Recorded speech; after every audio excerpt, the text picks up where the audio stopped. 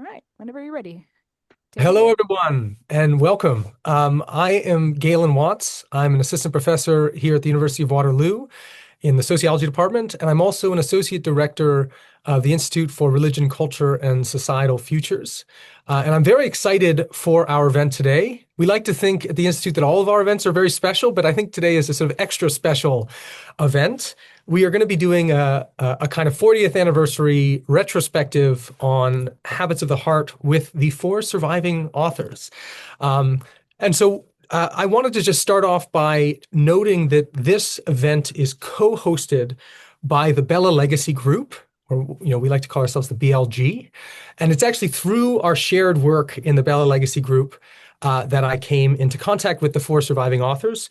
We've been a part of this group, and we basically have been working on organizing the Robert Bella Lecture in Religion and Public Life, which is hosted by the Graduate Theological Union in Berkeley, California. And for those of you who haven't seen our inaugural speaker, Bishop Buddy, give the inaugural Bella Lecture, it was done last spring. I highly recommend that you do that. So it's on YouTube for anyone to watch. So what I want to do in the hour that we have, I want to introduce our esteemed guests, say a very little bit about habits and why we're doing this webinar and why it's kind of very meaningful and kind of important for me to do this. And then we're going to jump straight into the questions. So the four esteemed guests we have here have, many accomplishments and achievements to their names. If I were going to give them the introductions that they deserve, I would cut into too much of our time. So, I've got their permission to give very truncated intros. So I'm going to actually introduce them in the order that they appear on the cover. So first, I'd like to introduce Richard Madsen, who is the Distinguished Professor of Sociology Emeritus and former Provost of Eleanor Roosevelt College at the University of California, San Diego. Thanks so much for being here, Dick. Thank you. Uh, we also have William Sullivan, who's currently an independent scholar, but has had many different positions, including being a senior scholar at the Carnegie Foundation for the Advancement of Teaching, as well as a senior scholar at the Center of Inquiry in the Liberal Arts at Wabash College. Hi, Bill. Thanks so much for joining us. We then have Anne Swidler, who is the professor of the graduate school at the University of California, Berkeley. Hi, Anne. Thanks so much for doing this. And then last, but of course not least, Steven Tipton, who is Charles Howard Candler Professor Emeritus of Sociology of Religion at Emory University and its Candler School of Theology. Hey, Steve, thanks so much. Nice to be here. Let's So do there are many publications that I could list that these esteemed thinkers have published. I'm just going to name one. Actually, they co-edited a volume in 2024 with the title Challenging Modernity. It was published with Columbia University Press, and it actually features, in addition to a very, very rich intro by the four of them, some previously unpublished writings by the late Bob Bella. So if you haven't heard of that book or you haven't read it, I highly recommend you do that. All right, I thought I should at least spend a couple minutes saying a little bit about habits for those of you who, to your great shame, have not heard of it or haven't yet read it. I would doubt that most of you fall in that category, but who knows? So you will, for those of you who know the book, you'll know that it was published in 1985, and so we're actually technically in the 41st anniversary, but we're calling it the 40th anniversary retrospective because we would have liked to have done it last year.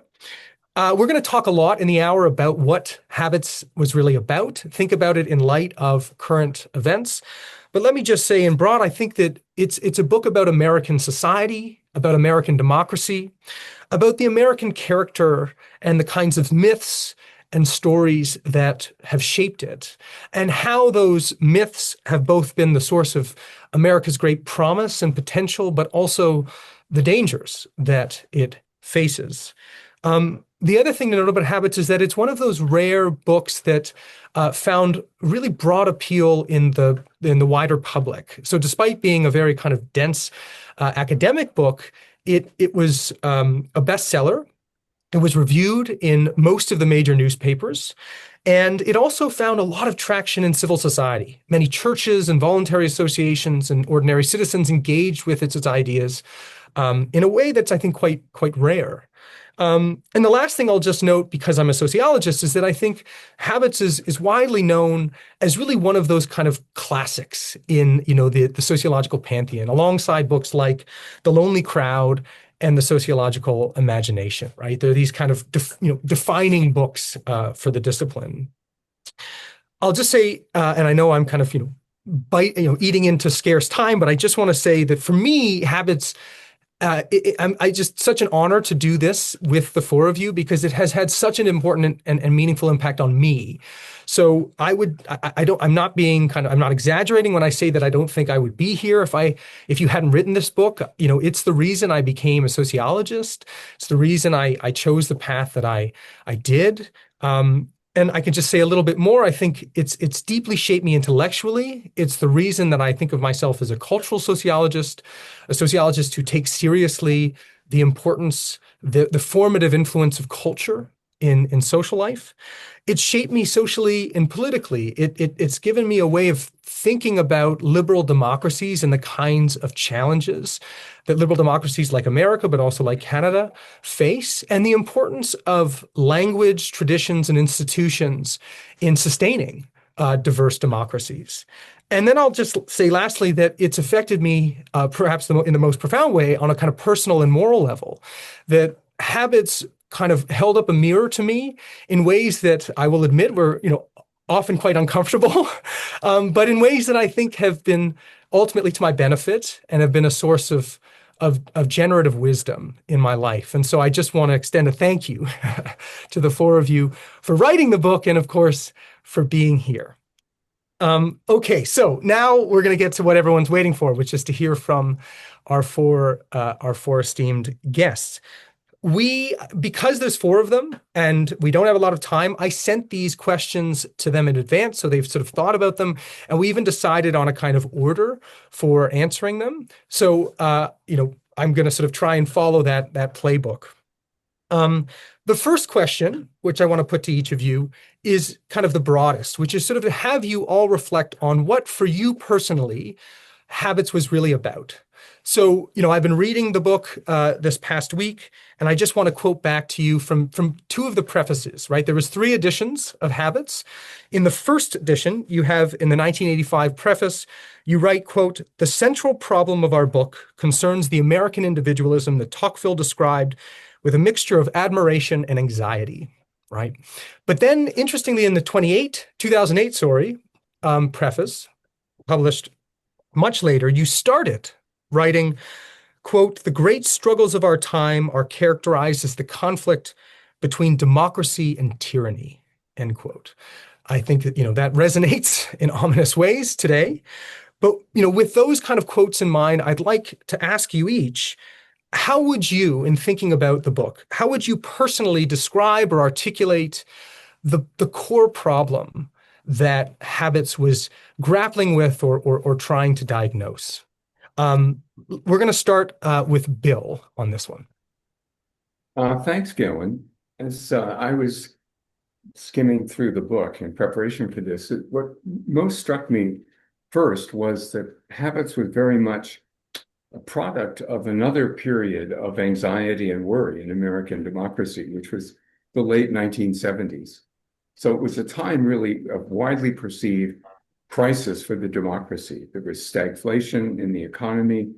There were racial divides, generational divides, a whole series of cultural crises that emerged from the 1960s. And not least of these was the widely perceived sense that America had entered what was then called the Me Decade, or also referred to as a time of cultural narcissism. So these were the kinds of problems that were boiling at the time. And the project really was addressed to a very specific question, I think, ultimately. And that was, how would it be possible for, given these challenges and crises, for American democracy to coherently work together? In other words, it was really addressed to the problem of what was then called ungovernability of how could you make a pluralist democracy with a lot growing social and economic inequality work. And I think that's a way of framing what we tried to do in the book, was to really understand, to provide a kind of diagnosis of why this problem was so difficult. And to sum it up in a way that I think resonates in our time, it was really a sense that the inherited narrative of what's sometimes referred to as civic nationalism, that to be an American is to subscribe to what Bob Bellah referred to as a civil religion, a set of ideals or moral purposes, and that's really what defines being an American. But already, as we were doing the research, there had been a sharp swing. The election of Ronald Reagan really was the defining moment in which an alternative kind of narrative was taking form. And it was, again, one that had very long roots in American society that today we would refer to as ethno-nationalism. That to be an American really is to have the right kind of ancestry and the right kind of cultural understanding or cultural capital. So the issue, for me at least, about habits was that it was attempting to reinvigorate, to find a new way to carry forward the ideals which, to speak personally, it certainly had a powerful effect on shaping my own sense of possibility. And I think that was true for many, many people, which is why it had some resonance at the time. That's so interesting. Thanks, Bill. And I will say, in reading the prefaces, but also just the book this past week, I mean, it is striking how much, the kind of description of, as you say, the situation that you were engaging with, it just strikes me as eerily resonant, right? I mean, you could just absolutely apply the same kind of diagnosis and description to our world today, perhaps, although it's more extreme, and that's maybe something we'll talk about. I want to move to Anne and have her answer the same question. Well, I think, first of all, the different authors of Habits had somewhat different takes on its message from the time we started working. And I was actually opposed to the phrase individualism has become cancerous. I didn't want it in the book, and I lost on that point. But I thought the core issue that we maybe it's not the reason we addressed the questions, but the core problem we ended up identifying was really that America faced a set of challenges as a highly interdependent modern nation. And this is even more true of a highly interdependent world at this moment, threatened by climate catastrophe, among many other things, that we didn't have cultural support for the kinds of institutions that could help us solve collective problems. And that was the problem of American individualism. So I don't think American individualism is really about being selfish. And I think the word is deceptive.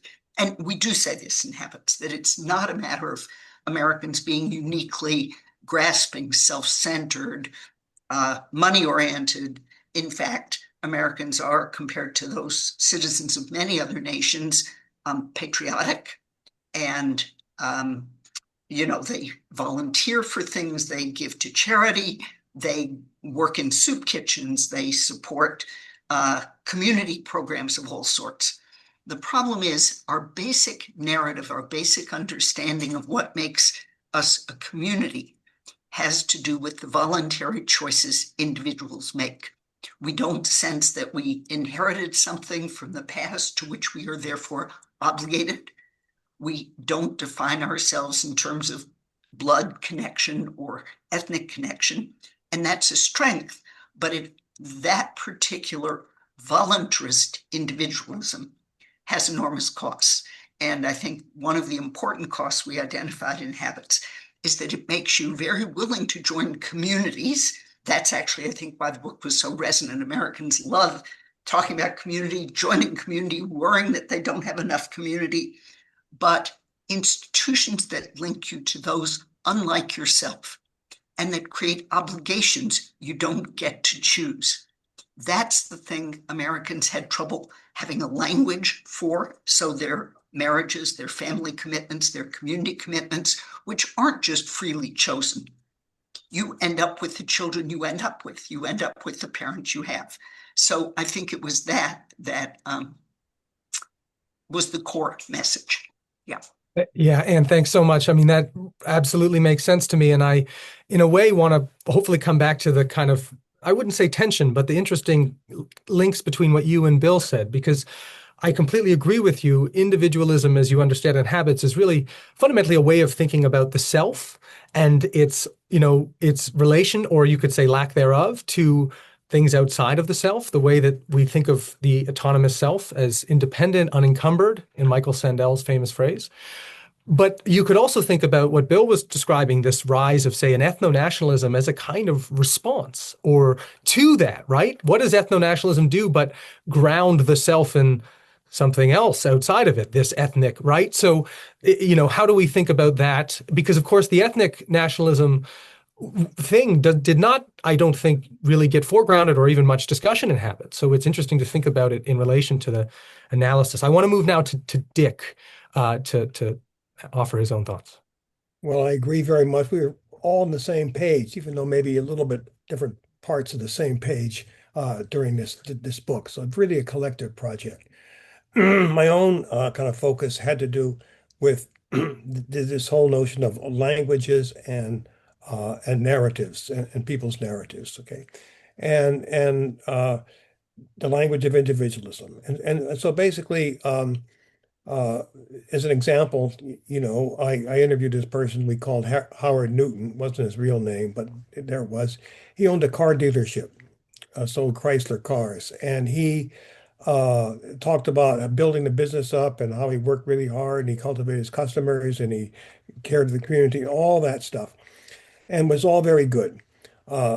Except then only I realized that Howard Newton is actually Howard Newton Jr., and his father actually created the car business and bequeathed it to him. And father still lives about a block away from where he lived. So this was an example of this kind of language that basically it all depends on you, your responsible action to the world, yourself, your achievements, and so forth.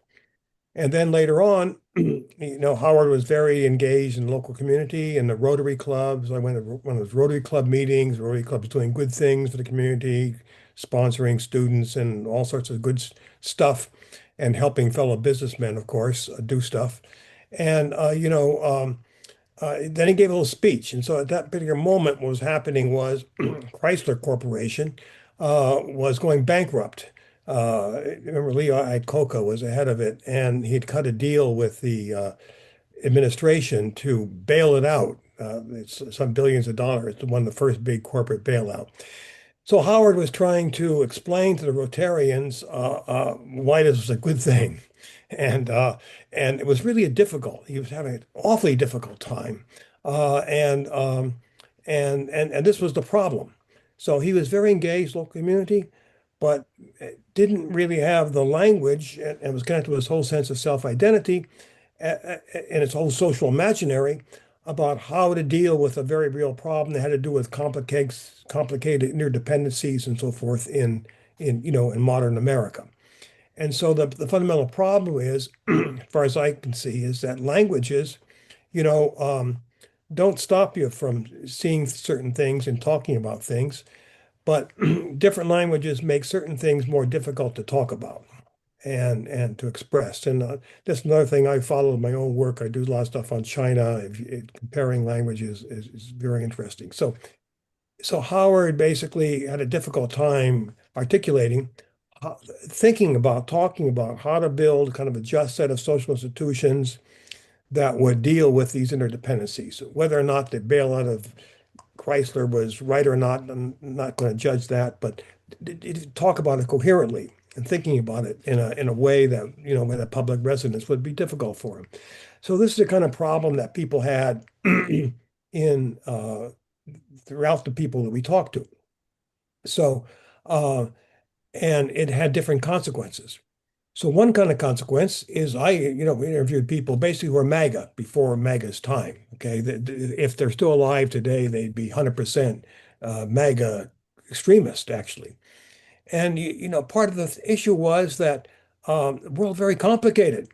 It's so damn complicated that the only way to deal with it is to, close ranks among people like yourself and fight them off. And so it was connected with a sense of grievance of various kinds of being looked down upon laws. But that was the thing. Build those walls, fight off all those bad people out there. It's part of this very complicated kind of world. And then I also interviewed people who were you would consider liberals, I suppose liberal chic liberals who were very interested in environmental concerns and stuff like that.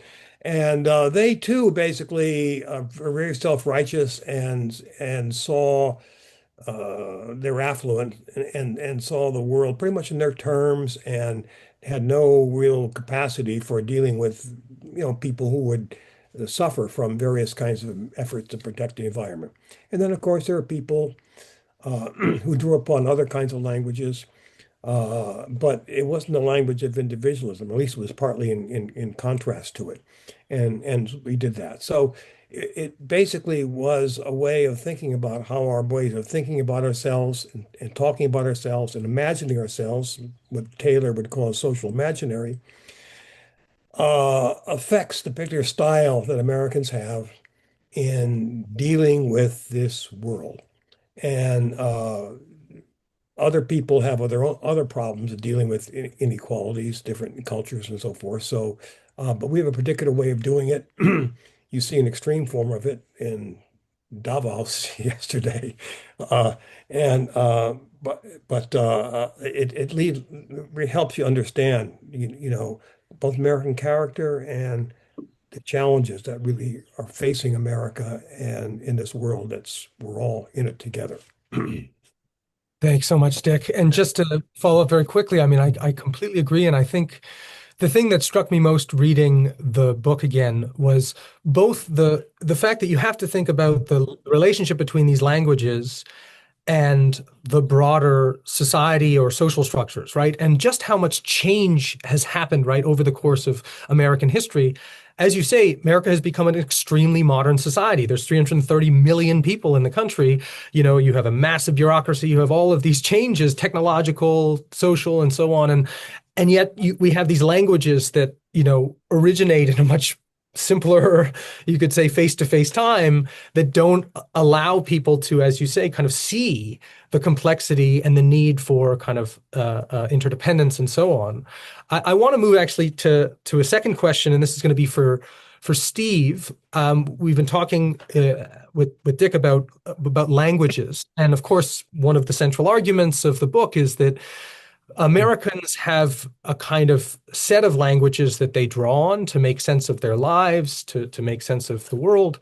And the first languages, as you call them in the book, are utilitarian and expressive individualism, right? These are kind of, this is like one of those very classic typologies that Habits has given to us. And I'd like you, Steve, just to reflect a little bit on, I mean, first, do you still think that those two languages are the first languages of American life in, say, the 21st century? Or would you see them, A, as having mutated? Are there other competing languages, not just, say, the civic republican and biblical religion that you talked about, but maybe other ones that weren't discussed in the book? Are there others that are now in competition in American life? And maybe just to add on, sorry, is individualism the only problem? What about forms of collectivism? Bill talked about ethno-nationalism, right? Are there other forms of languages that are equally threats to American democracy? Short answer is yes, of course. But let me go back to what my three colleagues were saying, oddly enough, through Ronald Reagan. He has a language, not exactly ethno-nationalism. It's Locke, not Hobbes. It's an all-American white picket fence, Main Street of the mind. Looks a little like the fictive Suffolk. And then we've got free market fabulism. And the kind of argument is, that's enough. We're all friends here. We're all neighbors. We all go to church together and so on. And let the free market take care of our interests and coordinate them. And where does that leave government? It's an outsider. Government is the problem, not the solution. I'm from the federal government and I'm here to help you. No, you're not. You're here to screw everything up. So, and in a way, not cancer, but we're talking about the institutional overgeneralization of two forms of individualism. Basically, from the play of economic interests and then private life, not out in front in the garden and the white picket fence, but inside, intimate feelings, attitudes, values that you can't really argue about, that you like or don't like. Moral intuitionism and emotivism, along with Locke and Adam Smith. So I think that's part of the problem. It doesn't surprise me, nor anyone else, that I think the distinction between the two forms of individualism still holds up. Why, though? Because it rings true to the practical experience of middle-class Americans in work and in love. They're different, You can't tell your boss all your problems, or, you shouldn't fall in love with them, and so on and so forth. Separate spheres, okay?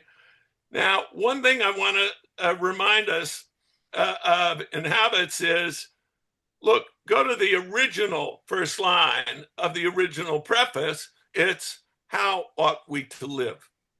And then, how do we think about how to live? So it's both normative and descriptive. It's the broadest possible moral inquiry into what? The life of everyday Americans. That's why the book's successful, is their voices, not ours. And people going, oh, yeah, hey, I'm with that. Or, oh, that's my problem too, pal. So there is that connection. At the same time, in chapter 2, there is the insight and the warning that the therapeutic and the managerial ethos depends on post-war technological affluence and it being shared fully and fairly. And it's not. We wrote that in 82, 83. We're 10 years in from the deflection point on less educated high school hourly wage workers making less money, not more, after the 25 golden years that double the size and real household take-home income of the middle class. So we've got a problem here, and it's one of justice. And particularly if you look at high school educated, non-college folks, it's not just they're making less money, it's that they're being pushed out, excluded from the moral and institutional goods of love, courtship, marriage, family life that's secure and steady. And read the the report of the Surgeon General 2023. It's scary, scary. And not just, oh, I feel lonely, but we can't make it as a family. We don't have enough money. We're not going to get by.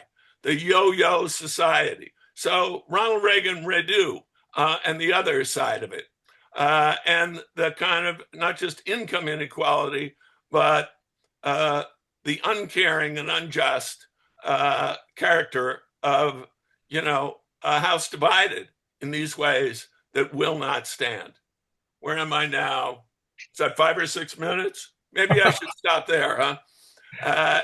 In any event, that's the cutting edge, in a way, of the book's argument, not in behalf of this or that program for redistribution on the left, but rather for the virtue, personal but institutional virtue of economic justice for all.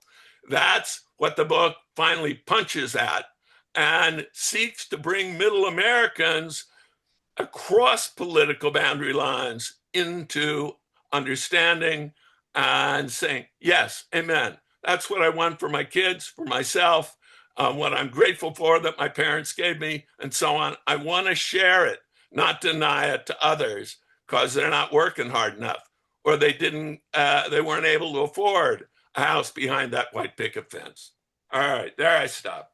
Thanks, Steve. No, and it's interesting. I mean, reading the most recent preface, it's interesting just how central that message of economic justice and class and the divides, that follow from class is, right? That seems to be kind of the central theme of that particular preface. And I think I want to follow up then, or go on to the next question, which relates to this.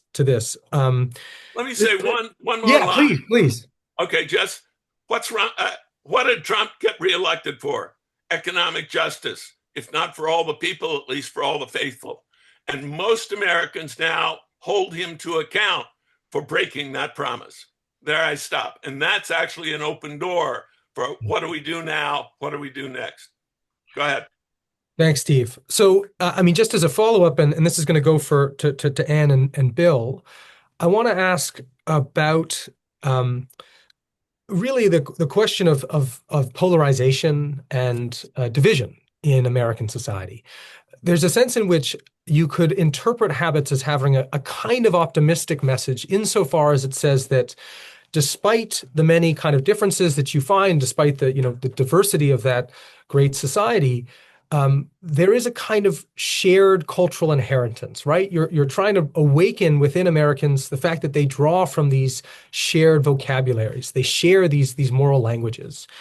And I'm curious, in light of today and the sort of severe degree of polarization, and as Steve notes, right, like the incredible class inequality, the segregation of neighborhoods and so on, would you still have that optimism? Is it still the case that Americans share this common cultural inheritance, even if they can't see it? Is it there to be drawn on as a reservoir, or have the divides gotten too large? I'm going to go to Anne.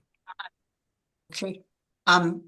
It's such a good question, but I'm going to answer it sort of from the sideways, which is, Phil Gorski has argued that we left out a fourth or something. There's utilitarianism, there's the deep roots of biblical religion, and there's republicanism, and that we left out sort of white Christian nationalism, sort of ethno-nationalism, which also was a founding tradition. And we were kind of blindsided when it showed up again. But that is actually not how I see things. And I want to underline something Steve said, which is, yes, economics lies underneath social crises and social struggles. But at root, people are moral human beings. And they want a moral understanding of their own lives. And actually what's so terrible about the current economy is that it deprives people, this was Steve's point, of the kind of morally self-affirming roles of parent, of caregiver, of spouse, of community member that they relied on for a sense of moral identity.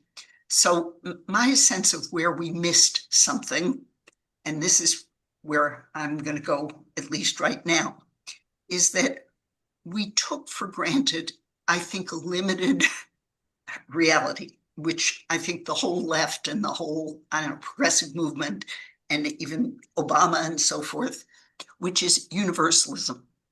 And universal humanism, or something like that, is implicit in all the world religions. This was Weber's point in Religious Rejections of the World, that in the end you end up with the golden rule that every human being is valuable.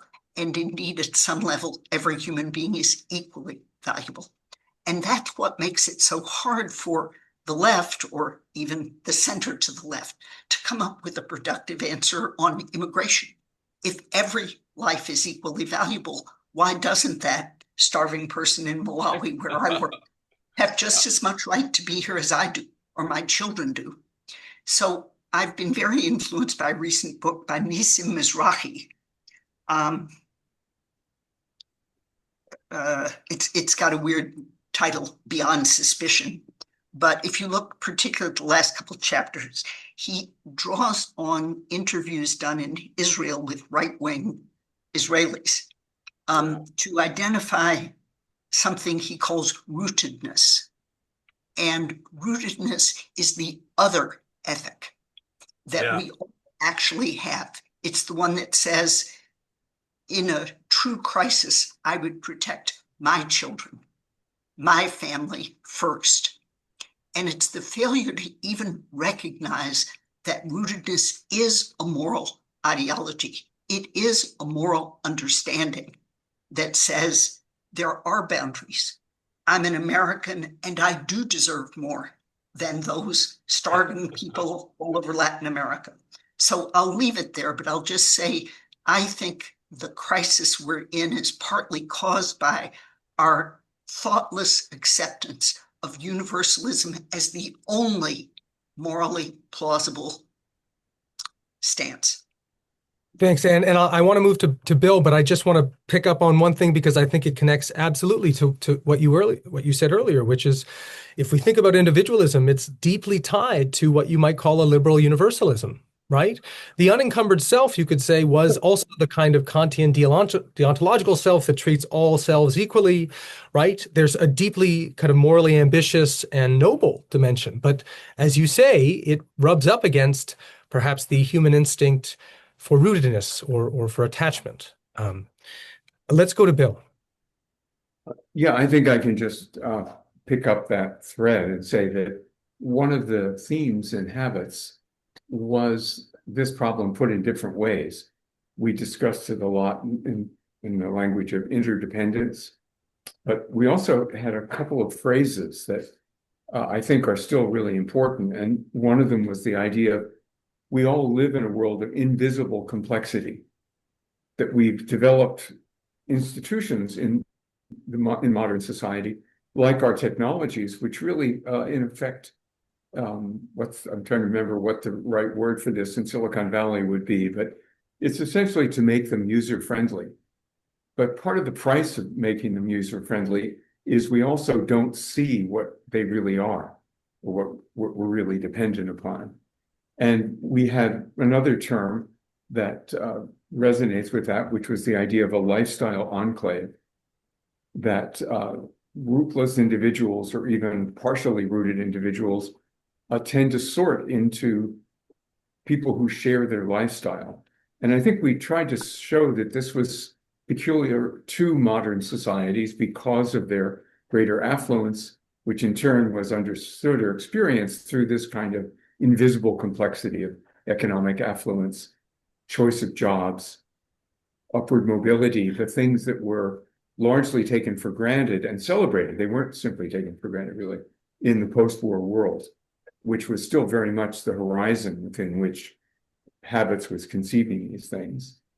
But I think it's possible to see, as many people have, certainly certain political scientists or political theorists, as well as historians, that the story of democracy, and indeed of American democracy, can be understood as a kind of ongoing tension between the universalist visions that begin with the world religions, and in the US case, particularly with Christianity and with prophetic Judaism, and the realities of human interconnection and human affiliation.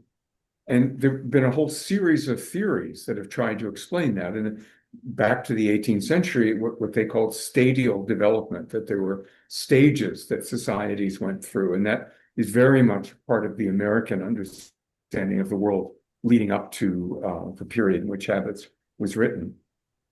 So without discounting the importance of that and the fact that we didn't, I think, perhaps give that enough attention, I think that's simply endemic to trying to understand the modern world.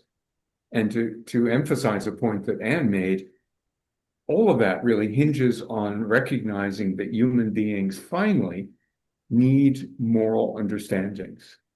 And that's what much of the struggle is about, is which moral understanding actually is correct, or which one enables us to achieve other goods like comity, living together, achieving some measure of justice. And that Habits certainly didn't solve that. It should be, I think, remembered that a couple of years later, we published a second book, The Good Society, which was an attempt to put in some of the missing infrastructure, the intellectual infrastructure that you really needed to have for these moral languages to work. So I'll just stop there and say that I think this is a a fantastically rich potential vein that if we were to continue the discussions from habits would be certainly now much more central than they were then. Thanks, Bill. And I will say, I mean, I'm struck that I mean, maybe I'm wrong, but one of the ways of reading Bob Bella's account of civil religion, of course, is in some sense an attempt to grapple with precisely this tension between universalism and rootedness, right? An attempt to try and ground a concrete nation, the US, in a kind of moral universalist mission. And how you thread that needle. I mean, in a way, I raise this because it leads us into the next set of themes, which is about religion. And I'd like to ask Dick and Steve to reflect on these questions. So, religion, of course, plays a very kind of complex role in habits, I think. On one hand, there is a clear kind of view of religion, biblical religion, as having a very important role as a kind of counterforce to individualism. It's played a very important historical role in shaping kind of the social imaginary, we'll say. But there's also a recognition, and I think Bella came to see this more and more as he got older, that religion, particularly kind of American Protestantism, has played a kind of individualizing role in American life. It has been actually a kind of amplifier, you could say, of individualism in many respects. So I want to put it first to Dick, then to Steve. Just how would you reflect on the relationship between religion in America today and, let's say, moral and communal life more broadly? Well, in Habits of the Heart, we didn't really focus directly on religion, congregational religion, denominational religion very much, although it cropped up in many things. And Bob actually wrote most of that chapter on religion, a very profound chapter, pulling some of this together. But in the background of all that was indeed his work on civil religion. He didn't want to talk about civil religion anymore because he thought it was misinterpreted. But the book is about civil religion. And civil religion, is basically the set of sacred symbols that Americans use to give themselves purpose and meaning and identity and so forth, and operates on a different plane than congregational, denominational religion, but it draws symbols from them and symbols of sacrifice, of Exodus and all that kind of stuff. And so religion, as we began to become aware of, by the second edition of Habits of the Heart was in the late 90s, 10 years later, that the symbols upon which it draws are deeply ambivalent. We talked about these second languages, many of them, as de Tocqueville had suggested, were rooted in religion, sense of solidarity and all that. Yes, but it can go in different directions. The civil religion basically is repository of the better angels of our nature, as Lincoln said. But it's also depository of the worst angels, okay? The most vicious, worst angels. It's been that way from the beginning. And so, and there were various kind of mediating forces that kind of sort of kept them together in some ways. Right now, that's broken apart. I wrote a paper recently on civil war and the civil religion. And you see this is connected to civil war among, congregational religions, civil war in the Catholic Church, for example, civil war in Protestant communities, and deep differences in the meanings of religious commitment and the symbols that should appropriate it. And it is partly connected, just as you were just talking about, with this tension between rootedness and universalism, but there are different ways it's articulated. And for various reasons, it's gotten to the point where it's become deadly. And even more deadly, hopefully it'll never turn into culture war, into kinetic war, okay? But there's a viciousness there about different understandings, visions of what America is and should be, and so forth. And we habits has been used by different kinds of groups representing sort of an ecumenical theology, Protestant, Catholic, Jewish, and so forth. And seminaries, the GTU, for example, and so forth. And the issue is not just political, but it's theological as well. And we need the efforts and habits has encouraged this of theologians, philosophers, and so forth, as well as political scientists, sociologists, to begin to grapple with this, perhaps to find ways to heal some of these divisions. And so exactly which ways we really talk. We actually, habits interviewed some people, really wonderful people who are totally would give us all great hope that this all can be done. But the way forward from here is a little bit unclear to me. Thanks, Let me Dick. actually just a footnote to that. The last 3 or 4 pages of the religion chapter bring kind of Trelchian church sect theory, by contrast to modern mysticism seen as individualism. They bring it into play. Right on line with what Dick was saying, that chapter says this is not a society that has ever had a church. Not really. Even the Catholics or the Greek Orthodox, they're more sect-like. One of the characteristics of the sect is, yes, grand 19th century individualistic conversion. We're going to save society one soul at a time. But there is a kind of deep, maybe intrinsic impulse of, no, let's conquer the society as a whole, not through individual conversion, but through the force of law and of government, and if need be, the force of force. We'll save all the souls together. And the ones we can't save, the reprobates, we'll exile them. We'll deport them. We'll put them in prison in El Salvador. Now this is a kind of cynical view, but the kind of righteousness, the first Puritan is also would-be theocrat, if only we can get it up and running. So I think, civil religion has a kind of, in Bob's hands even, evolution in relationship to habits. It's not a Durkheimian consensus theory like for Talcott. He Americanizes Durkheim.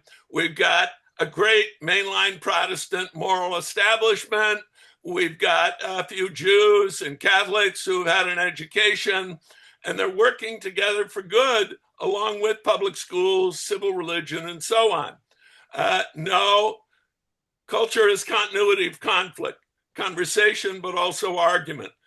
More than one voice, more than one moral understanding, not Kantian moralitet, duty versus desire, more like Hegelian Sittlichkeit with different ways of life, not just one way of life, though finally Habit says we do share a lot. There's moral ground we share enough to argue about. There are common goods, practical and diverse enough for us to pursue in common and to contest in common. Clean air and water, secure families, close friends, not just good jobs at living wages, and what else? Healthcare for all, and let's have peace on earth, not just in Greenland. All right.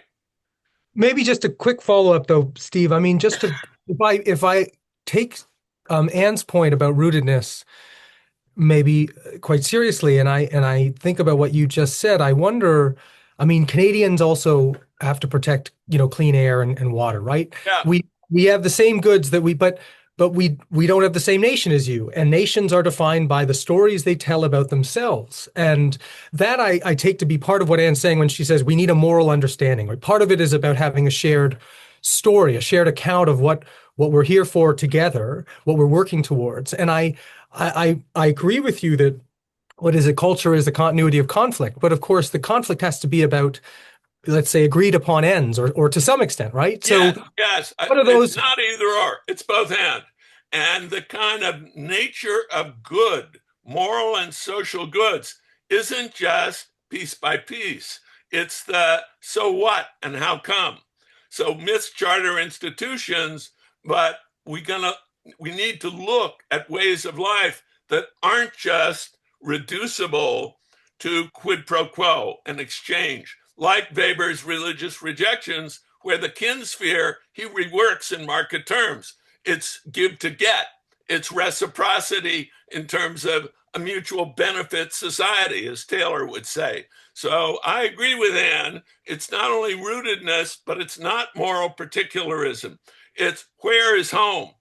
Who do you live for and would you die for? Who would you put first and sacrifice for? For example, Kohlberg versus Erickson, and then Gilligan comes along and says, let's start with responsibility, affection, loyalty, ties, not individuals getting a square fair deal in terms of individual interests and, quote, values. I want to maximize my values. And do you want to add something?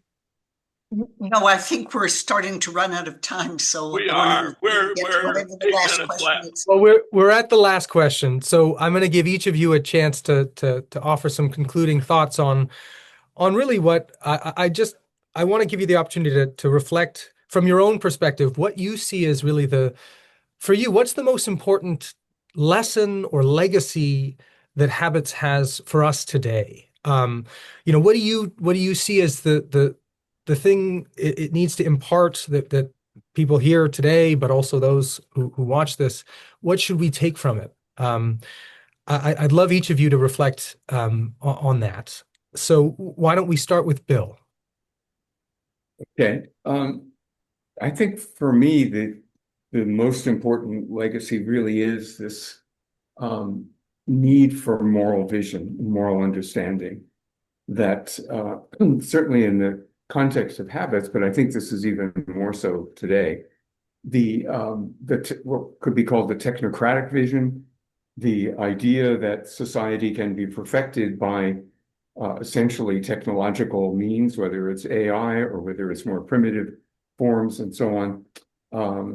And therefore that what really matters in the public realm is policies is true as far as it goes. But in the old Hegelian sense, almost all truths are half-truths, or they're only one side. And the deeper truth that I think the disarray in many modern democracies illustrates is that without some consensus, without some understanding of a shared future, and therefore of shared responsibility, there is no way that a society of this size or this complexity can really hang together and move forward.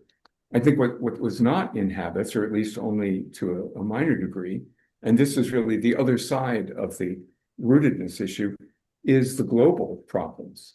That while it was clear that there were such things, and certainly nuclear proliferation was a huge issue at that time as well, the reality now, I think, thanks to the tremendous progress in earth science and so on, is that we can see much more clearly how virtually none of these things can ultimately be solved on the basis of a nation or nation state, no matter how large or how powerful.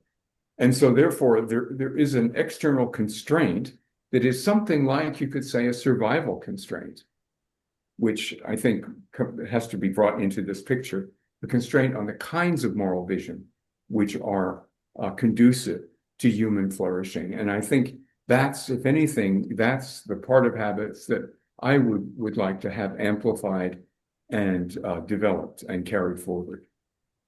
Wow, that's interesting, Bill. And it actually speaks to we all share these goods of clean air, water, so on, tied to these are kind of constraints, as you say, to the endurance of our species. Can I ask Dick now to offer his reflections? Well, I guess briefly, habits, there's an appendix about social sciences, public philosophy. And it's good to have visions, but it's good to have a public philosophy that helps us create these visions. And so we put it forward as a model for how to do public philosophy. And the model has to do with, first of all, integral understandings, holistic understandings of bridging humanities and social sciences. So there's philosophy in the book. There's our little group. It comes from different backgrounds, and not just political science, not just sociology, and not just technocratic stuff, but this kind of interdisciplinary kind of comprehensive understanding of our situation. Also, though, with a grounding, there's a lot of pseudo public philosophy these days. That's basically totally bookish. People are reading books and sitting in think tanks and so forth and so on. Habits was try to reach out, at least to interview from and reach out to kind of some ordinary people and get their voices into the public sphere in some way. And there was a certain discipline in doing that. And I think we need to continue that. And unfortunately, given the way academia works, it's not very conducive to doing this kind of thing anymore. But we can kind of keep the legacy going, and hopefully we need this if we're going to begin to have any kind of intelligent, not to say moral, responses to the challenges that are facing us now. I couldn't agree more, Dick. Thanks so much. Anne, please. Well, Take I 3 think minutes, Ann. I'll give you my time. I mean, if we go over a few minutes, Steve, I think we'll be all right. All right. Well, then, so when I think about the legacies, I have actually a list. I don't have just one. And one thing I want to underline is the method. I think particularly drawing on Steve's earlier work, we used a method of doing serious social science by asking regular people about what their fundamental moral commitments were. What do you go by was Steve's, classic, very 1960s question. But I think the idea that you can do good social science, not just by asking people about their interests, but by really empathetically trying to understand them as moral actors, is a very important legacy. The second one, which Dick was alluding to, is the public philosophy issue. And it goes back to your question about polarization. Do we have enough of a common language? And I think Bob and we moved increasingly to the term narrative rather than just languages, which is different. And I guess what I think Bob thought is that we need to, these aren't fixed things, they are living, as all traditions are, and they're constantly adapted. And so the question is not, do we have, but can we develop, can we work toward, can we renew enough of a common narrative that we can fight within it? And I think the answer is yes. And in the modernity book that we edited, the introduction to that tries to talk a little about what a framework, a moral framework that could have global reach, that doesn't depend on being in the Judeo-Christian tradition, that would incorporate more of who Americans are now. And then the last thing I want to say, it really is a call for people to go back to Bella's extremely innovative thinking about big epistemological and moral questions. And I think the best place to find it is in some of the essays in his book, Beyond Belief, which are just amazing. And I'm going to say this at risk of being far too brief, but another way to put this universal humanism versus rootedness contrast, which is a way that many right-wing thinkers put it. I'm just reading the book Furious Minds about all these creeps. Yeah. But anyway, this right-wing ecosystem is, they say, look, you have this morality where individuals are the measure of all, and it really turns out to be nothing but relativism. There is no moral standard you can hold people to. Whereas we want to ground morality in something absolute, because otherwise there is no morality. And that's why they've all been converting to Catholicism like mad under the illusion that that solves the problem, even though they reject the current Pope and the last Pope and so forth. So I just want to say, Bob really argues for and believes that there is a third alternative, that is neither unregulated relativism nor absolutism grounded in some single source of moral authority. And that is this constantly self-renewing conversation in a world where we are fundamentally in the same reality. I think Steve spoke to this early, meaning, if we destroy the planet, it's all of us who will go. And we are interdependent morally in the sense that what one does affects the other. And those realities, combined with the search for a narrative that shows how we are interdependent, how we came to be together, and how we need each other, is the framework within which moral debate, not consensus, debate can occur. Amen. Amen. Thanks so That's much. my turn. No, well, Steve, I want to give you, I know you have something to say, so I don't want the last word, but I'm I'll going to give you the last word. What you've heard in different ways is a story not just about Sittlichkeit, too abstract. It's a story about moral stories, about narratives that are socially situated in relationships, in responsible roles, and reacting to each other. One of the ironies, at least for foundationalist ethical critique, we're bullying these people, keep asking them why, is that the stories they tell are rich and thick and complex. It's when they're asked, well, how come? Or what do you go by? Where'd you get that idea? That it's very hard for most of them to say, well, gotta love God and neighbor, Jesus Christ is our Lord and Savior, Redeemer and Lawgiver. Or for that matter, as opposed to, no, we live in a Newtonian universe, we got to have absolute values. And so my pastor says X, Y, and Z, that's it. Scripture says blah, blah, blah. So I think, that kind of sense of, let's start with people where they are and what do they know intuitively. Let me tell you a story, a parable, a little lesson from above or below or sideways, a story about the city, the community. That Dick is very good at eliciting, but then also saying, hey, this guy's got that PR job for a big corporation. He grew up in town, but it's moral functionalism.